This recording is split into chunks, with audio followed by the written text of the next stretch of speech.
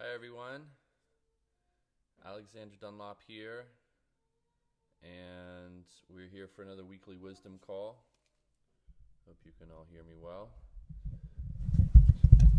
That might be better.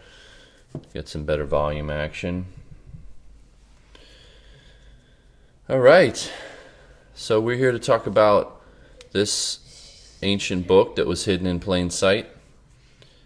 And every week we're playing a new card. There's 52 cards in the deck, 52 weeks in the year. That is not a coincidence. So hi Roseanne, can you hear me all right? Just let me know.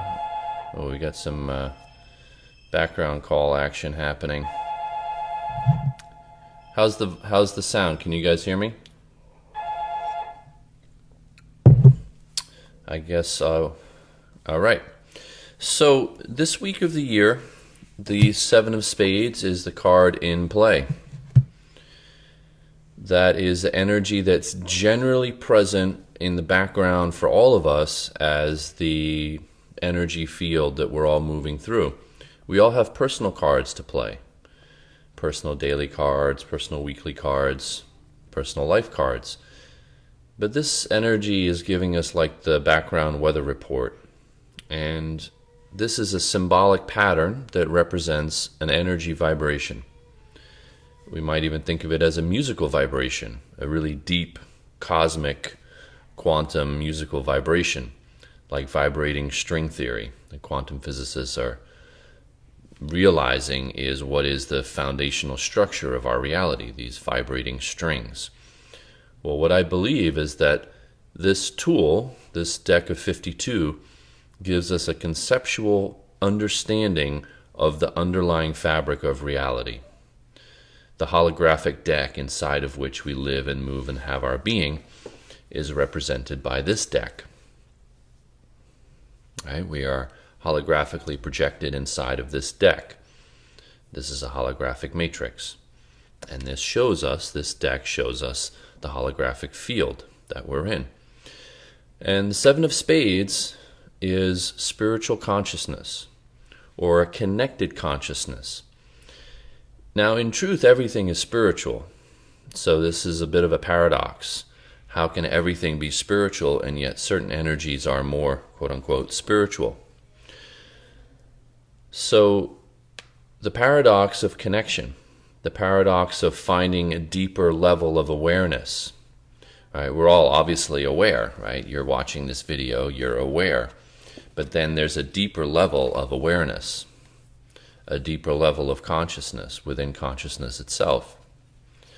And with the Seven of Spades present, we have an opportunity to see the deeper layers of reality, to witness deeper strata of consciousness. The symbolism shows us a shift, this inner pip, this creating a shift in our consciousness, an adjustment in the way that we're viewing our reality. Through this pinhole of our third eye, through our imagination, we are imaging our reality. We're always projecting our reality that we experience. And whenever the Seven of Spades is present, we have an opportunity to adjust our imaging. What are we imaging? What are we imagining? What's the image that we see before our eyes? So that's present with this Seven of Spades, which again is the underlying energy structure of this week.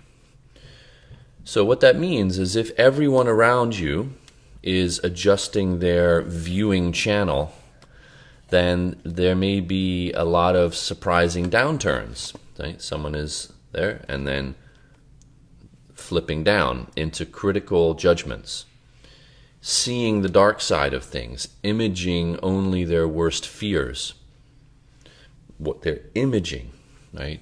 And we know this intuitively, that we're all projecting an image onto someone else and seeing them through our own eyes. That's why people repeat the same patterns in relationship. They're not dating the exact same person, but they're imaging the same reality on the other person, their own fears and hopes and expectations. And then the other person plays up to exactly what is being imaged upon them. In this week, you're going to have an opportunity to see your own imaging structure, how you're imaging your reality, what you're projecting, what you're seeing, what you're viewing. You may have some surprising downturns where you see your worst fears, or maybe you even get paranoid. You have a lot of suspicions, and maybe other people are as well. Maybe other people in your field are, for no apparent reason, suddenly more paranoid and suspicious, more negative, and thinking, oh, our politics is terrible, our economy is terrible, our climate is terrible, our environment is terrible. They're seeing the worst. They're imaging the worst case scenario in this downturned consciousness, seeing only the dark side of things. So you may experience that in the field of people's more darker suspicions or imaging of their experience through their pinhole of their projected consciousness, right? Doesn't that sound like fun? It's good to be prepared for it, though. I've had many experiences where I encounter an energy from someone, and then I reflect on what's the card of the day or the card of the week, and I can see, oh yes, they are unconsciously caught up in the energy structures, energy patterns, singing a song, piping a tune that is really just an expression of this energy that has taken over their consciousness, because they are themselves not aware of the energy field that they're in, and they are then assuming that that is reality, versus that's the weather report, and I still get to choose my reality. Just because it's raining outside doesn't mean I have to get wet. Just because it's raining outside doesn't mean I have to be gloomy and unhappy.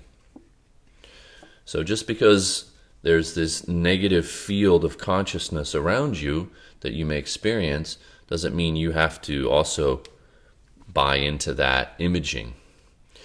Now, the other possibility is there's this upturned imaging. And I just want to say one more thing. In this position of a downturned image of reality, you can find yourself getting sick for no apparent reason, or other people around you may have surprising ailments because they're imaging that for themselves. There's a hypochondria energy that's present with this one when it turns down. So be on the lookout for that too, of unexplainable ailments, surprising downturns of consciousness about oneself and one's reality because of this downturned perspective, image, imagination of what is. The opportunity, of course, hopefully, is to flip it around, to turn the smile upside down, to see the silver lining, to see the bright side, to see what's possible, to see the potentiality. Because in truth, our reality is always beginning with this first seed of what we are imagining. This is the parable of the mustard seed. This first seed, which the spade is represented as an acorn. So with the 7 of acorns, or the 7 of spades, we have this opportunity to uplift our imaging, how we are imagining our whole reality, to see what's possible, to see how we can rise above, to see how we can elevate, see how we can adjust, to see how we can pivot. The opportunity. Oh, I like that word. I love plays on words. I'm always interested in the etymology of words. Here's one that I heard recently that I really like. Instead of understanding, to stand under, inner standing. I-N-N-E-R. Our inner standing. I like that one a lot. I like this word that, Chris, that you're putting up. The opportunity, yes. And our inner standing. So, what is our inner standing? What is the opportunity that is here for us? So, looking for that, because it is present. It is definitely present. There is a way to see what's possible and to look for that pivot, that opportunity. And it is, of course, our own inner standing that's at stake. Are we slouching into a lower vibration, or are we rising up and expanding into a higher possibility in the way we image? A lot of that's going to be related to our diet this week, what we're eating, what we're putting in our body, how we're feeding this vessel. I hope you all have realized this for yourselves by now, that what you're eating is going to affect your consciousness. If you're eating very low vibration foods, you're going to turn down here very quickly. You eat junk food or processed food, and then afterwards you feel like this and you don't feel so good about yourself. Or you eat high vibration foods and you elevate your whole vibration and your consciousness is elevated as well. So eating high vibration foods, exercising, getting enough sleep, all these things that help you have a more elevated consciousness, because it's interrelated, of course. Spades is the suit that represents all three in one, the mind, the heart, and the body. So all three are interwoven in how we image our reality, and how we image our reality affects all three aspects of who we are. It's a circular energy. So to elevate your consciousness, elevate your mind, your heart, and your body as well. Elevated thoughts, elevated vocabulary, elevated languaging, elevated emotions, and elevated physicality will all help you have an elevated consciousness. And then too, it is quite simply a practice.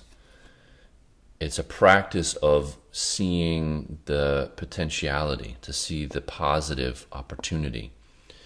And it starts with the realization that everything is always happening for our highest and greatest good. Everything is always happening for our highest and greatest good. Even a apparent tragedy or sickness or misfortune has a lesson for us, has an opportunity present.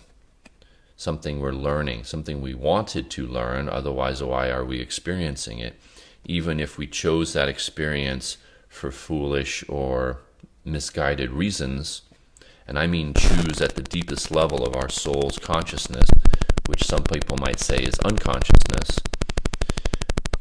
Even that, we chose it because we wanted to learn something and see something about ourselves or about life.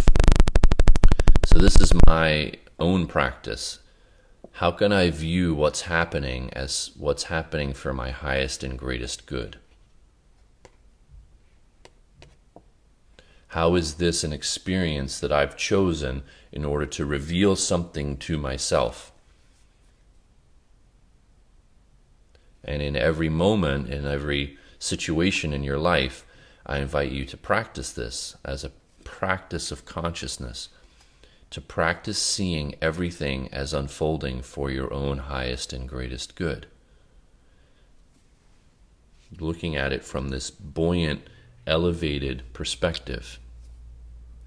And that requires faith, because it may not be readily apparent at first. You know, recently I was in a bicycle accident, and I got knocked off my bike, and et cetera, and I was pretty bummed about it because my bike was broken and I was hurt. And my own practice was, how can I see this as an opportunity for my highest and greatest good? 1 second, let me see what Chris has to say.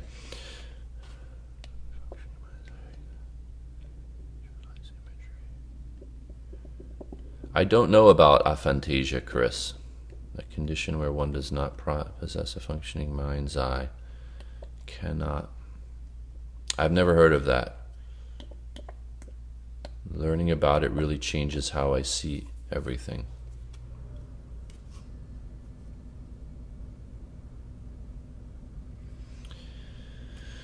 Well, I mean, we're going really deep, really fast. I mean, what about anyone with any kind of condition, or let's say color blindness, or something as benign as that? How is that serving?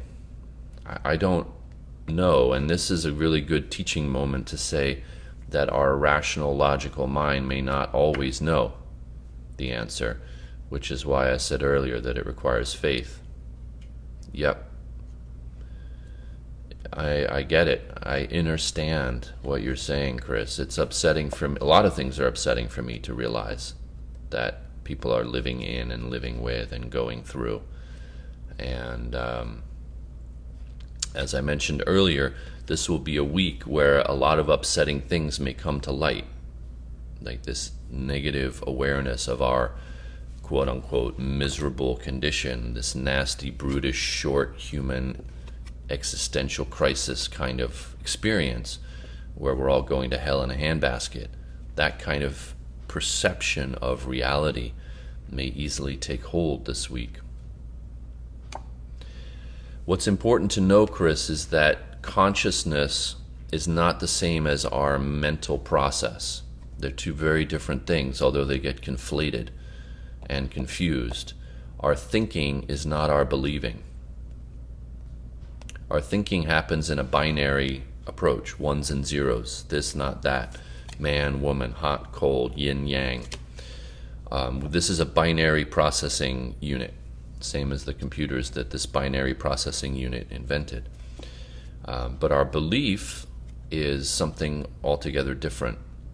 And it's ultimately our belief that determines our reality, what we believe.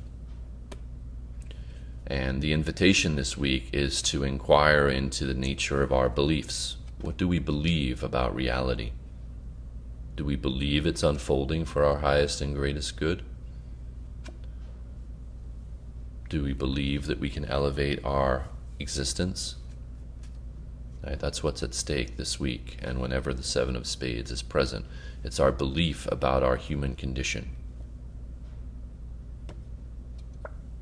Are we all doomed? Or is there a salvation that's possible, so to speak? A liberation, a realization, something that awakens within us that brings us peace and harmony.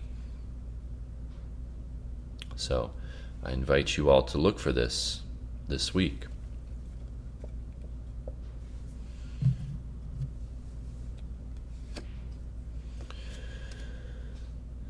So let that be a mantra for you too.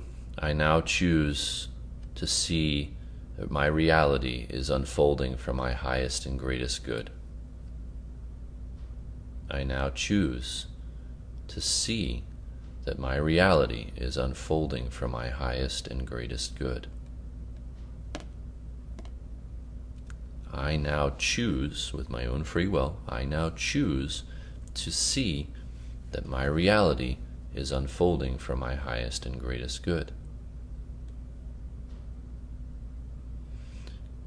Good luck, everyone, and remember to live your life like it's your favorite game to play.